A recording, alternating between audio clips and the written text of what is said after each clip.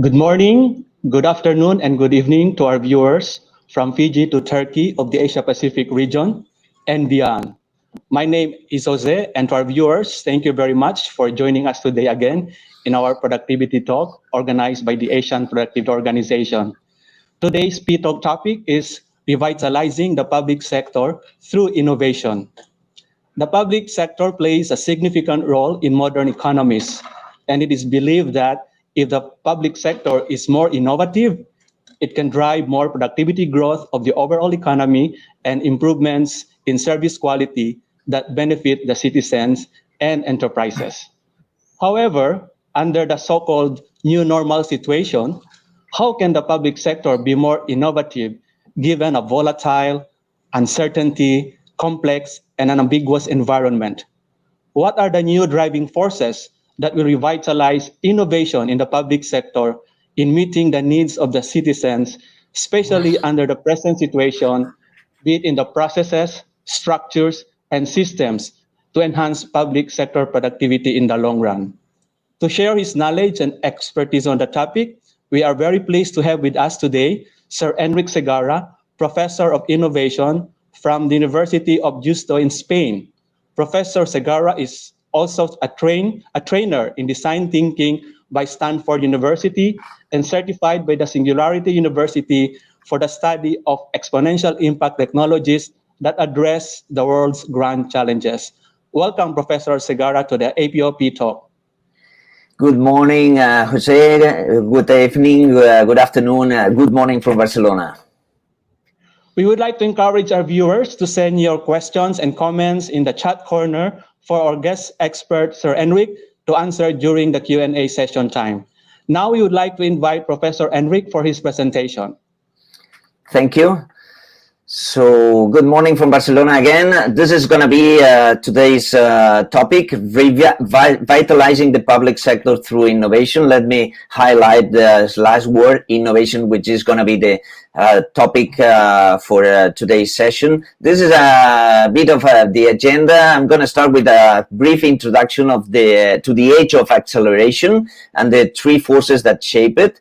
Later on, among those three forces, I'm going to focus on the role of the states and the public services in this 21st century. And the main topic for the session, and this is the main message, is how to achieve better results with less public presence while improving the perception that the public agents are doing a great job. This is, as I said, the main message from the webinar today. And later on, and finally, we will talk about the role citizens play in what I call the 3-piece puzzle, and how to engage them to become active agents instead of passive agents. We will close the session with the Q&A session. So let's start. If you wish, fasten your seatbelts because we are entering an age of acceleration. Welcome to what I call a topsy-turvy world in which things are not as we were told they were. And we should expect the unexpected, although this may seem an oxymoron. This is what we will have to face because tomorrow won't be as today, and we will have to build robustness and the ability to exploit these unexpected events. The three main forces that are driving and shaping accelerated change are the following. The first one is the convergence of the exponential technologies, call it robotics, digital manufacturing, artificial intelligence, quantum computing, biotech, among others, that are transforming businesses and industries. The second point is that in this 21st century of us, consumers/citizens rule. The power that once producers and governments had to impose their rule have shifted today to consumers. And the last but not least piece in this image is the power and the role of the states and the public agencies in with regard to resources, environment, health, education, security, etc., etc. Let's focus on the first aspect, the first driving force. This is the image of Ray Kurzweil, the director of engineering at Google and one of the co-founders of Singularity University.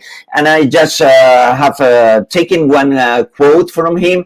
He says, the models underlying society at every level are going to have to be redefined. And the reason for that is the power of the exponential technologies with regard to growth. And he says the 21st century will be equivalent to 20,000 years of progress at today's rate of progress, which is a lot of progress if you think of it.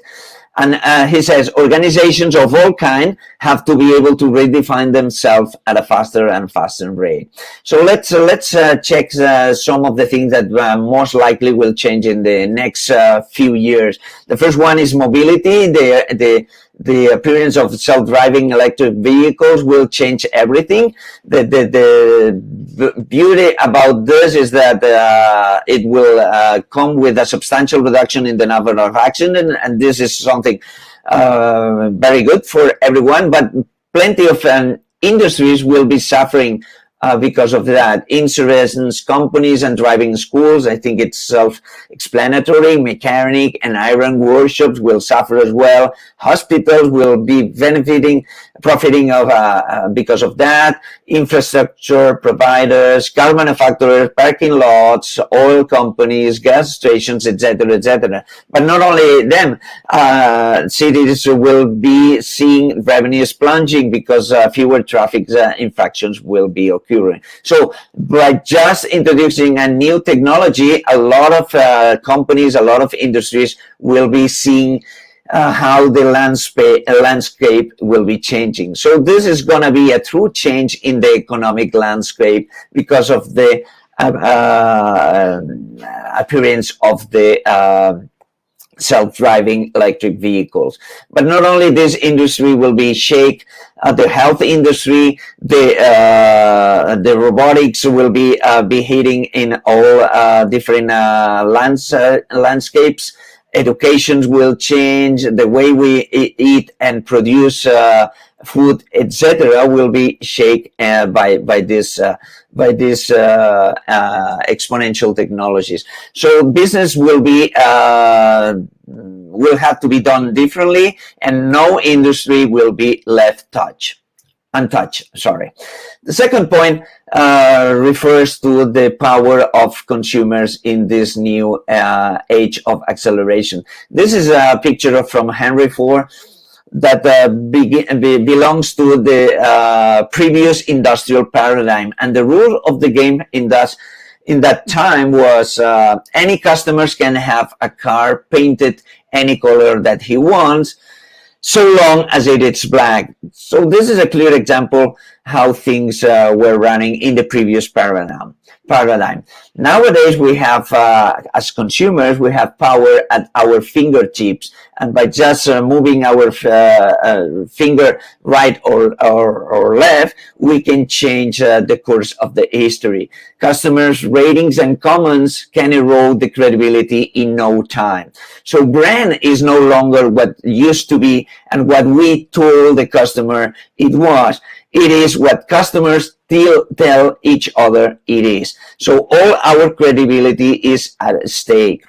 So from that mantra belonging to the previous industrial paradigm that says any customers can have a car painted any color that he wants, so long as it is black, we move into the new mantra for this new century: painted any color that you want. So we've got the power, and this is good, and this is something that we have to have in mind. The third and last but not least piece in this equation is the role of the state in the acceleration age. And as a matter of fact, this is the main topic for this presentation.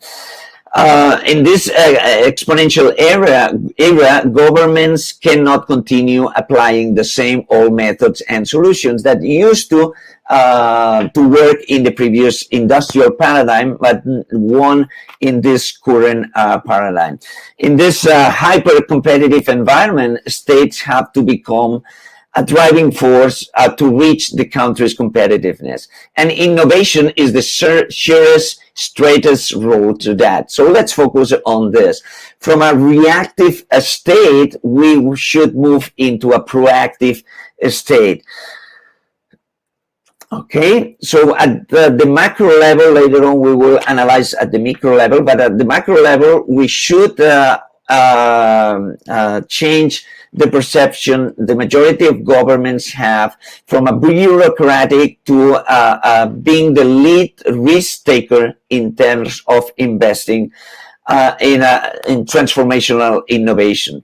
So for those who like to read, I would encourage to read this book, The Entrepreneurial State, from Mariana Mazzucato. And basically, this is the summary of the book. She says the long-term economic success of a country is the result of public and state-funded investment in innovation and technology. And as a great example, we have the Apollo program from NASA that was a huge investment during the decade of the 60s that opened the door for private investments later on, leveraging plenty of the inventions that were under this NASA program. And a good example for this is the smartphone, the iPhone from Apple, that leverage plenty of inventions from that program. Innovation and technology and the entrepreneurial spirit of a society are the three key clues for the economic progress and prosperity.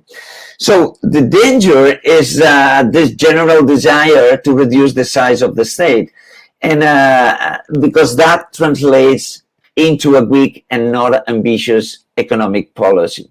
And this is the situation we are facing now with the coronavirus. The coronavirus is putting the world at risk, the whole economy at risk. We are starting to see how the GDP is going down almost everywhere.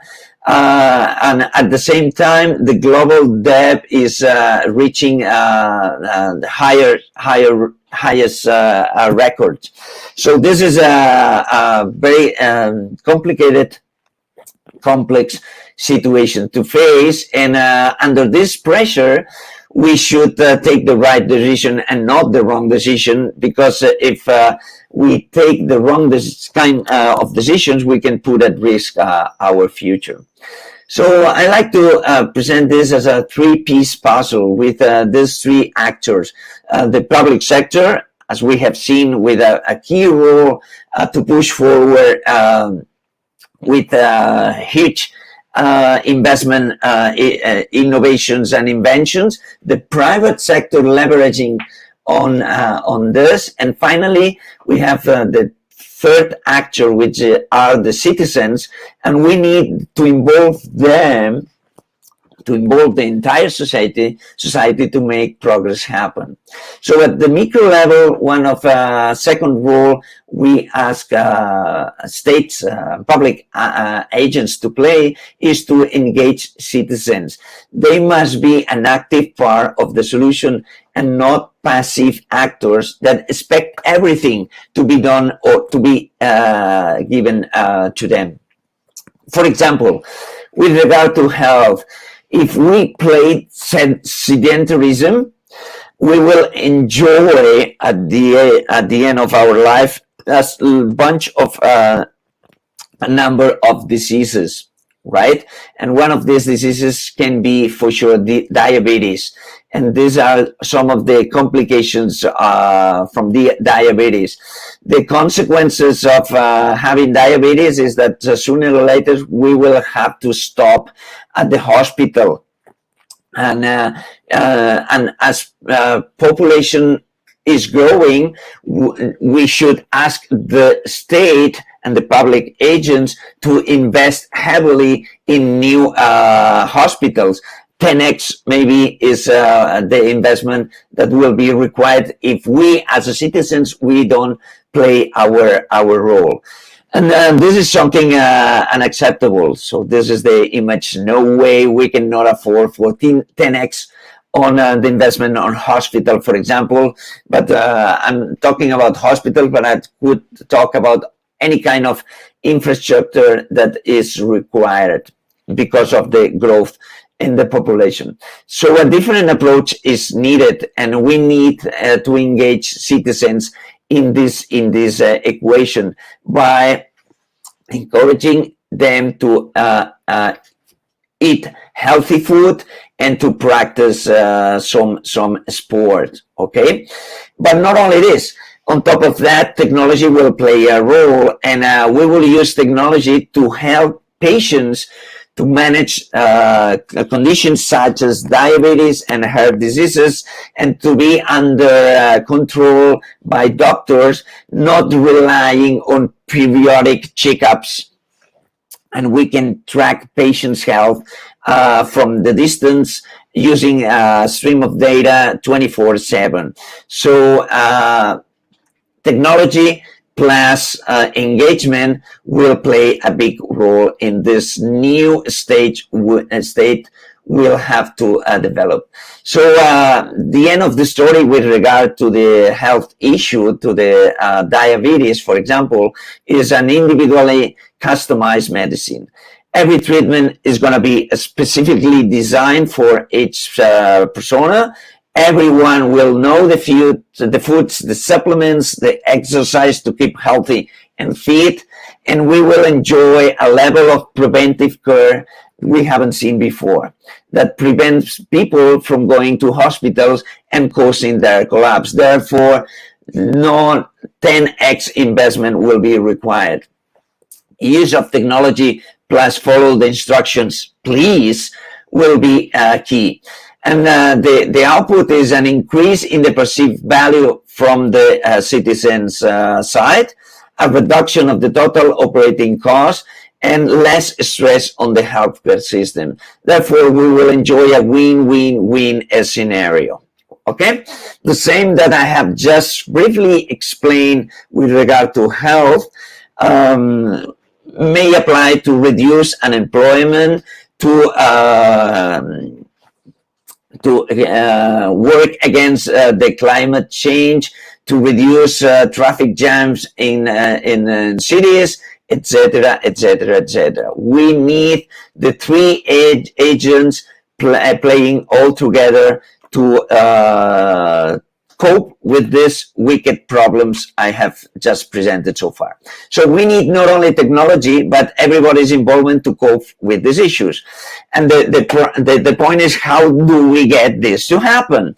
We have some alternatives. The first one is imposing, but we have seen through the history that it doesn't work at all. This is a good example for this. The reaction is people on a strike, and finally you have to remove what you try to impose.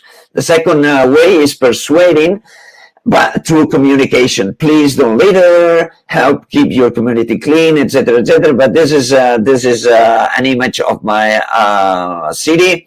And finally, you have to clean it through the public service. So this is a fact. It's not easy for people to change their habits. We have a third way to achieve the goal through prices rewarding at the end of the day. This is an image that is introducing this way to change behavior. But the point is, what happens when the price disappears? Our behavior goes back to behaving as usual. And the last one, and this is going to be my focus in the next few minutes, is nudging. The nudge theory is well expressed by Richard Thaler and Cass Sunstein in their book called Nudge, Improving Decisions About Health, Wealth, and Happiness. And basically, this is the summary. It says a nudge is a widget that alters alters behaviors of people in the desired direction without forcing anything, not having to argue anything, not having to significantly change current its incentive, if any. What we need is to use our ingenuity to get people involved. All we need is to give them a nudge. We're going to rewrite the society of the future, engaging citizens to do what is convenient for their own good and for the benefit of the society. The goal, as I mentioned at the beginning, is to achieve better results with less public presence, while improving the perception that the public agents engaged are doing a great, valuable job. Is achieving more with less resources, but having a perception that everything is going in the right direction. So let's see some examples. Please, video in.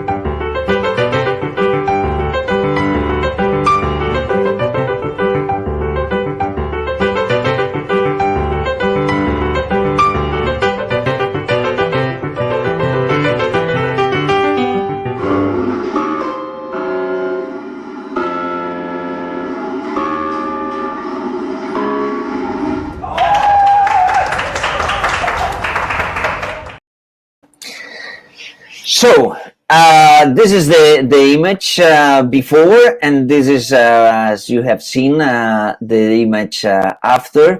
Thanks to this fun approach, you have seen that you can change behavior for the better. Up to a 60% more people have chosen the stairs over the escalator without imposing anything, without rewarding anything, by just nudging. So this is the message I want to send across. The power of a small and repetitive action can rewire the fundamental mechanism of the brain. And this is something that we have been hearing since the old Greece. We acquire virtues by first having put them into action. So the hypothesis behind is that small habits, little routines, and proper social etiquette can reinforce certain positive ways of approaching the world and make the new practice a habit, even when the nudge disappears. This is the hypothesis, okay? You can see here some other examples, not so sophisticated, to encourage people to take the stairs instead of the escalator. And here are a bunch of other images that have been applied all over the world to achieve the goal of getting better results with applying less resources by just nudging people. Okay, here, first example, second example, a third example to engage people in what you want. And this is going to be my last example. We want to avoid spillage in public toilets. Okay, this is a scary image as you can infer. The business as usual is to put a lot of money in the public cleaning services. You can use also some images, funny images to communicate the message. Although this is in Spanish, I guess you understand the message. No, no, no means no, no, no. Sí means yes, you are doing the right thing. You can put a lot of investment onto this with cameras or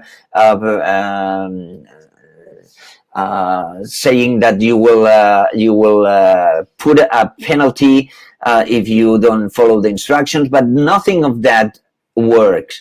The result is, generally speaking, very, very poor. In Amsterdam airport, they changed the approach and they use the nudge theory to change the situation, and they reduced up to an 80% the spillage by just sticking a fly into the urinary. I guess you can see it there. By just doing that, the user's attention increases a lot, and as it's being said here, they reduce the spillage by an 80%. This is a different image for the countries that love football. This works properly. It's great. Okay, so to start to summarize, by understanding how people reason, we can influence how they act and help them choose wisely for their own good and for the benefit of the whole society. The nudge is mightier than the sword. There is an open debate here, and it's the following one: how to nudge people in one specific particular direction without restricting their freedom of choice. But we don't have time today for this discussion, at least in this section. Later on, we can open the discussion if you wish. So all we need is to use our out-of-the-box thinking to figure out ways to get people involved. And here is where creative thinking applies. This is to be an image of our intent. At the end of the image, you can see the wishful state. We want a competitive, prosper, innovative, modern society, and so the state behind it. Okay, this could be a way to cope with that problem. This is the idea behind today's presentation. So maybe you wonder how this can be achieved. There are two messages here. The first one is look outside of the window, look outside of your country and see how others are trying to do this. This is a good example to encourage drivers to drive at the correct speed. Okay.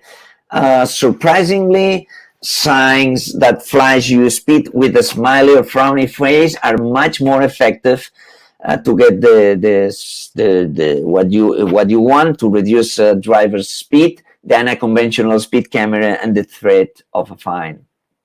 The second one is organize meetings to create tailor-made nudges to address your country-specific challenges. Okay, 3 golden rules to finish. If you want people to do what you want, make it easy, painless. Remove all the barriers that prevent people from making changes. And the tools you should be using here, the first one is mind mapping to understand the roots behind the problems, to scratch under the surface and understand why people behave the way they behave. And the second one, once you understand the reasons, you should overcome those reasons by using lateral thinking. The second golden rule is make the experience a positive one. And here, the video we have just watched, and the fan theory that it's behind that video should be applied. And the third message is you must create the groundwork so it lets people to react the way you want. The idea here is that you should leverage on the power of the community to shape the character. Okay. And this is going to be my last slide to finish on time.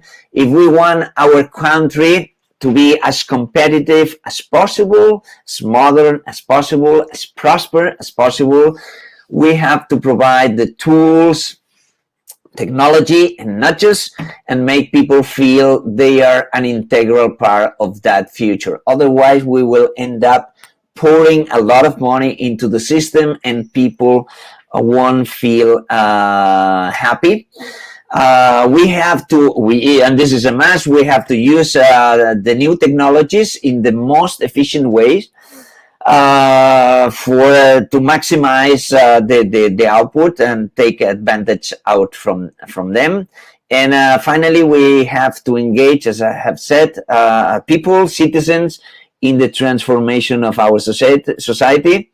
This is a must, this is paramount, and that will make a difference between our country's success or failure in achieving our key aims. The last message is, do we dare? I think there is no other options. We won't have resources to keep this business as usual. We have to change our mindset. We have all actors will have to play their role. The state and the public agencies, the private sector, of course, and finally, and that was one of my key messages for today's session, we have to engage citizens in the equations and be an active player in this new age that we have called the age of acceleration. And this is it. So that's all, folks. Now I'm giving the word to Mr. Jose Elvinia, and let's start the Q&A. If you want any document you want to read about anything it's been mentioned all along the presentation, you can get into my personal web page and get all this information. So Q&A from now on. Jose, this is your time again. Thank you very much. Thank you very much, Sir Enric. Thank you very much for very informative and insightful presentation. I'm under impression that I think we are discussing about the basic fundamental reason why the public sector must be doing innovation. And your presentation includes that it's one way of making the country more competitive, especially now that competitiveness is being determined on how much economic progress can a country make based on how competitive they are at a global scale. But let me ask some questions, very fundamental questions. I know you have been dealing with private and public sector organizations in your work, so you have seen kind of the differences of how the public sector organization and how the private organization most probably working, especially in the area of innovation. So my question to you is, in your experience dealing with these two different organizations, is there any main difference in how to approach innovation? Okay, my answer is it shouldn't be any difference in the mindset. Although the private sector is used to apply innovation to beat other competitors, and as the public sector is a kind of monopolistic, is enjoying a kind of a monopolistic situation, and there is no other alternative. I mean, there are no other competitors in the battlefield. The mindset is not so spread around, but the approach should be exactly the same. It shouldn't be any difference at all. As a matter of fact, one of the main messages sent across during the presentation is that it's the relationship between public and private is something key to be developed, and both agents should use the same approach, and I would say the same tools as well. Okay, thank you very much for that. And I have a follow-up question. So Okay. if there will be no much difference, but so I'd like to focus on the public sector. But are there any barriers of innovation in the public sector? I mean, in the practical sense, in dealing with organizations that you have worked with, what are the common problems you have heard or encountered, especially that hinder innovation in these public sector organizations? Okay, I see your point. The answer is a straight one. The public sector has been focusing on efficiencies. Efficiencies have been efficiency and quality, and not innovation at all. And this requires a bit of a change in the mindset. There are plenty of different regulations, procedures, etc., that drive the public agents' behavior, and this should be changed a bit.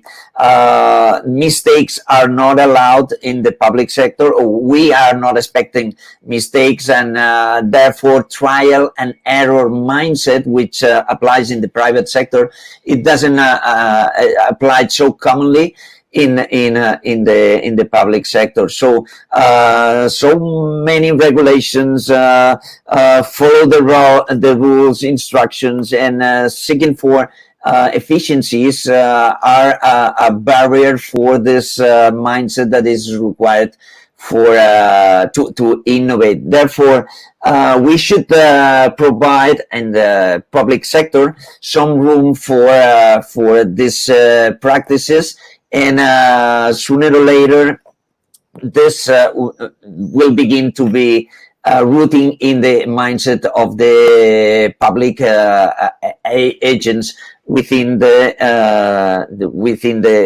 state. Thank you. You mentioned about regulation can be one of the barriers.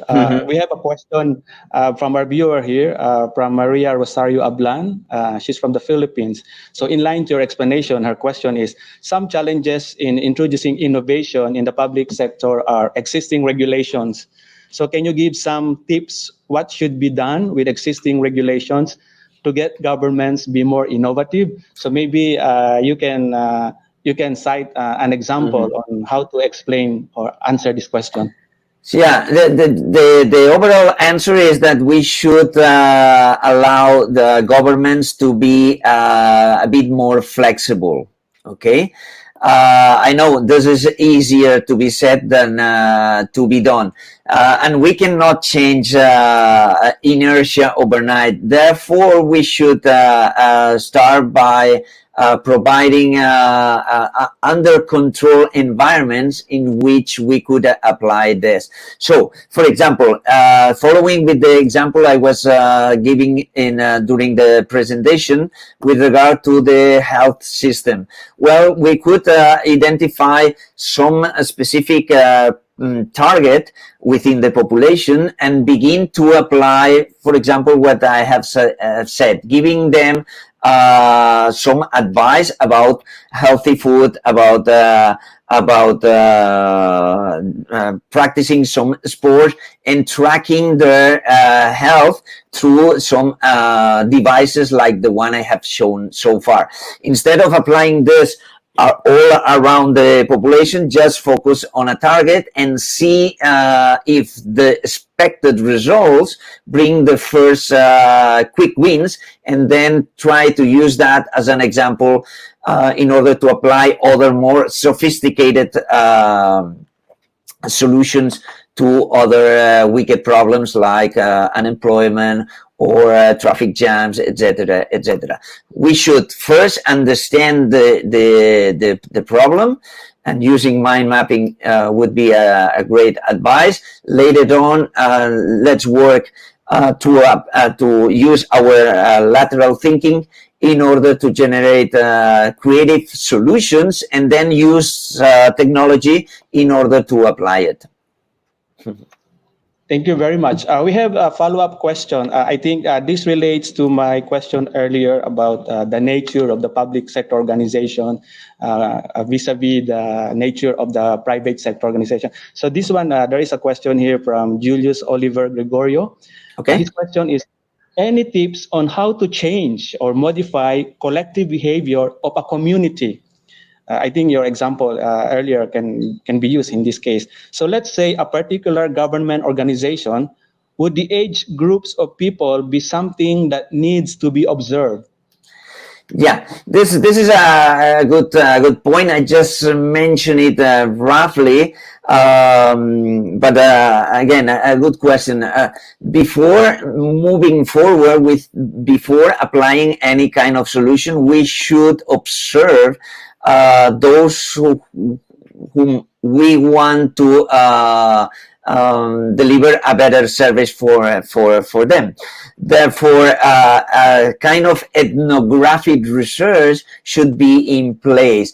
As a matter of fact, behind the mind mapping exercise I was promoting, there is an ethnographic research in order to understand first why people behave the way they behave. So, yes, we should start by observing those whom we want to serve for, and observing them in their context.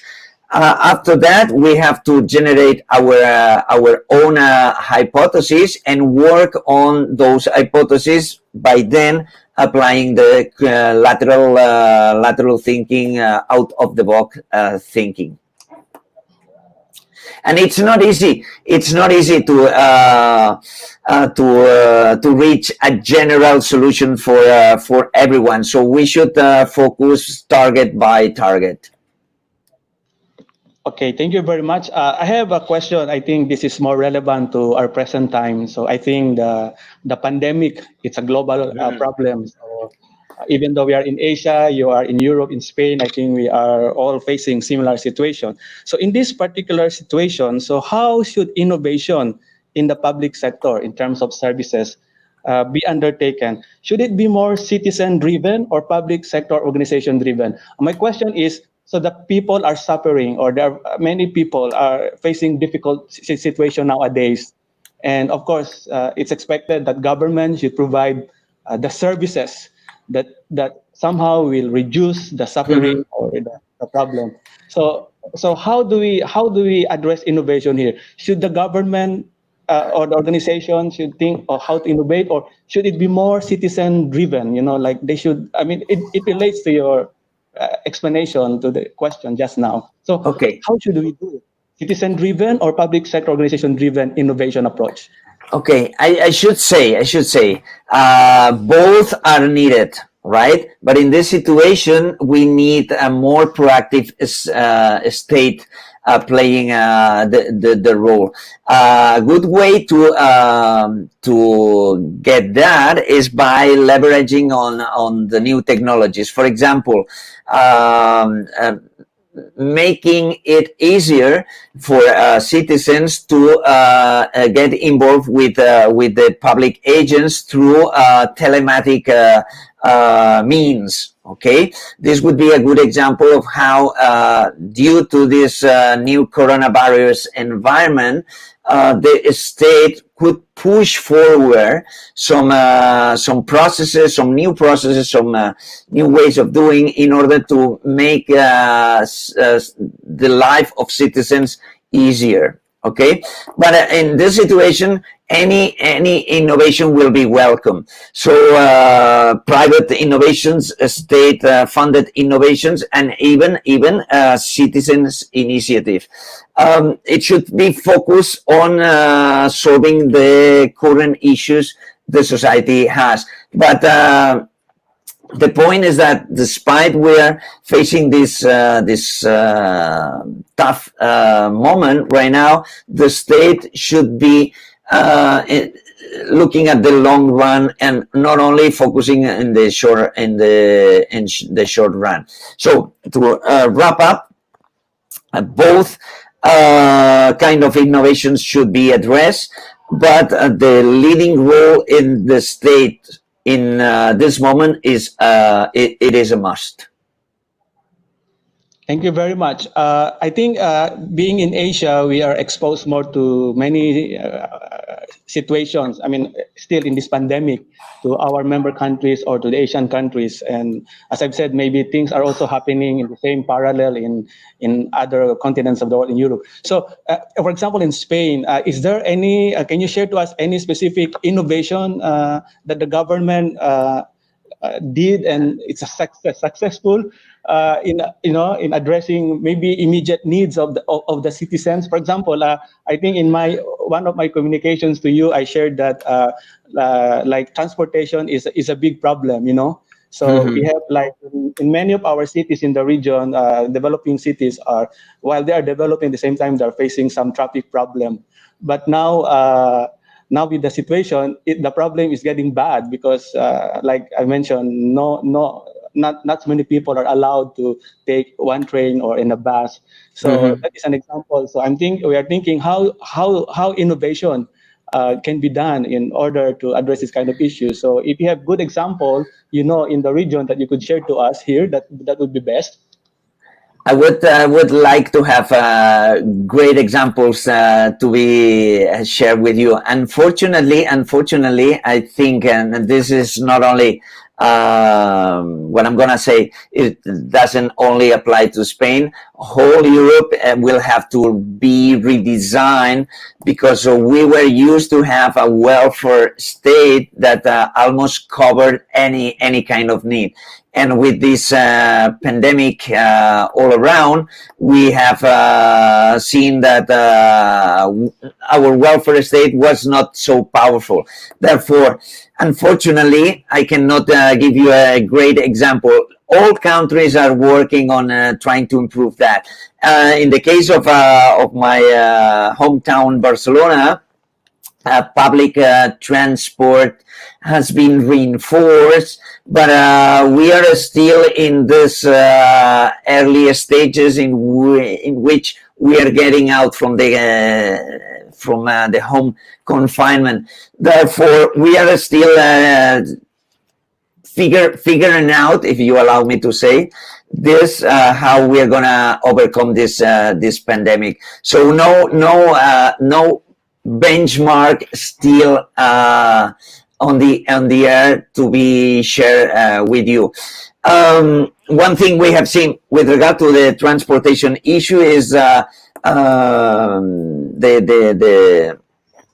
city hall is encouraging everyone to use more personal means of transportation and call it bicycles. And we have been enjoying a booming in the use of bicycles in the city of Barcelona in the last few weeks due to the pandemic. But I guess we are everyone all around the world in the same page, trying to figuring out the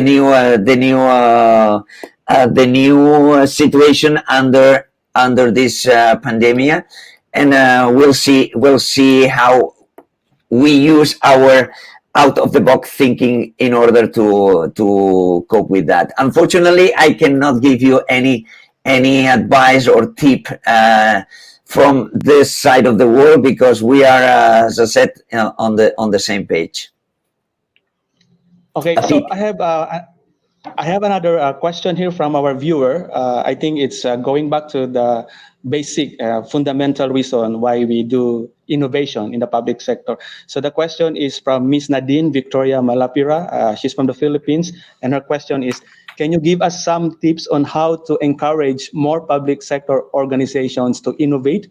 Some organizations or agencies find the term innovation kind of intimidating, requires high standards. Oh, so I can imagine if I'm working in the government and my boss wants me to do something differently new or to make use of my creativity and Mhm. talent, and maybe they feel like it's a kind of intimidating. So how do we encourage innovation? I think that's her point in Okay. organization. I get the point. The first thing is leadership. This is a must. So this is not a game of individuals. It's a collective game. So the government may say publicly that innovation is a must and something good for the society by applying the approach I have shared so far. The second point is, as usual, it's training. So I can understand that if you are encouraged to innovate but you don't feel skillful enough, this may end up intimidating you, as you say. But this is something that you only can overcome by practicing. Therefore, the government must provide, or the public agents agencies may provide the training to the people that must be involved in this soft change I was proposing by using technology plus some developing some nudges to get citizens involved. So leadership, a clear mandate from the tops down, and the second is starting to train people. And you only get mastery by practicing. So practice makes the master. Mhm. Thank you very much. I have a follow-up question to your presentation. I think this is Okay. also very important, whether we are in pandemic situation or not. So your examples of various public services in your slides showed how innovation was undertaken and successful. But the question is, how do we sustain it? Okay. Because usually when the project is finished and it was successful, but later when we go back, oh, the situation has been back to the old ways, for example. So how do we sustain it? I see your point. I see your point. So innovation is a kind of a marathon. So you achieve some milestones, and as soon as you achieve that new plateau, you should keep pedaling. And innovation is a continuous exercise. So it's not just a matter of making a huge effort and then get back to business as usual. So that's why it's so relevant, so important that governments have a clear understanding of what innovation means and the role they play in this exercise. So, but what it's clear is that as soon as you achieve a new goal, this becomes the new standard, and that's applied to all kind of products, services, and new business models. This new standard later on will have to be improved again and again and again. This is a never-ending story. And that's why, as I said, it's so relevant that as soon as governments understand that innovation is something relevant for the future of the country, this keyword gets incorporated in the regular policies the governments push forward. Thank you very much. So I have another question. I think this is very relevant to the Asian Productivity Organization because, as you know, we work on productivity and we also focus on the productivity improvement of the public sector of member economies in the region. So based from this discussion, how do we relate innovation and productivity performance of the Okay. public sector in general? Could you give us some ideas? Yeah, let me give you a straight example. For example, up to now, the relationship between citizens and public agents is a physical one. So you are behind your desk, being the public agent, and people stay on the line, and the transaction happens on the desk, right? But from now on, and due to the fact of the pandemic, we have been forced to interact online, and this is something that should stay um, with us for forever, I would say, because that increases the productivity. As soon as you use technology productive in the right way, productivity may increase, should increase, as a matter of fact, and a new standard of productivity is being set afterward. So we should take the advantage of the current situation to redesign, to recheck and redesign when this is necessary, to go for a new scenario in which the relationship should be a touchless relationship, which will allow the system to cope with more transactions without increasing the number of physical agents behind the desk, for example. So there is a clear correlation between innovation and productivity in the mid long term. Thank you very much, Sir Enric. I think this session was very informative to us. It led us to the basic question on what is innovation and how is it applied to the public sector organization. So we have come to an end to this P-Talk by the Asian Productor Organization. So if I were to conclude today's session, I would like to bring us back again to a reality on why constant innovation is important in the public sector, be it in the ways of working, on the rules and processes, on the people, or on the knowledge. The citizens are more informed nowadays, and that leads to increase on their expectations, in which governments need to respond either with new ideas, new approaches, and work in new ways. I think you gave us a lot of examples on how these are being undertaken by the government, be it the national government, local government, or any particular public sector organization. So under the so-called new normal, the need to revitalize and introduce more innovation has become a major call for the public sector beyond the business as usual approach, given the urgent needs and serious problems being faced by the citizens nowadays. So this is the message we want to highlight in today's session. Now we would like to invite Sir Enric for your final message to our viewers. Okay, great summary. I couldn't have done it better. Okay, thank you for your time. It was very quick. I think this is going to be my advice to re-watch the video as soon as it's on the net, and think slowly about it. No matter if you are in the private sector or in the public sector, we need both players work together.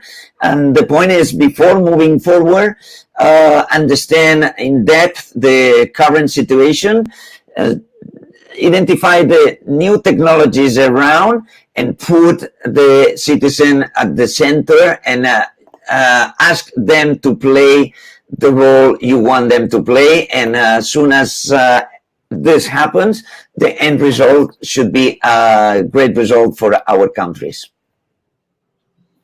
Thank you very much for your message. I think if I were to coin that, the innovation should put the citizens at the center, so that whatever we do will make them happy, will make them satisfied as a citizen of the country. So we would like to thank our viewers and would like to for watching this program, and we would like to invite you to please like and share the APO Productivity Talk. And please stay tuned with our next P-Talk session. So stay safe, everyone, and see you again in our next P-Talk. Thank you very much, Sir Enric, and thank you very much to our viewers.